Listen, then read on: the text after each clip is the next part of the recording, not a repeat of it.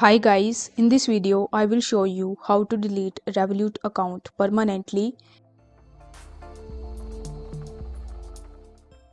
So first of all you just have to launch your Revolut mobile application and then you just have to log in into your account first. Now once you're successfully logged in, you need to tap on your profile icon in the top left hand corner.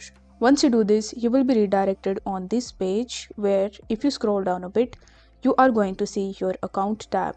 So you simply need to tap on account and then in the account you are going to see a bunch of different options.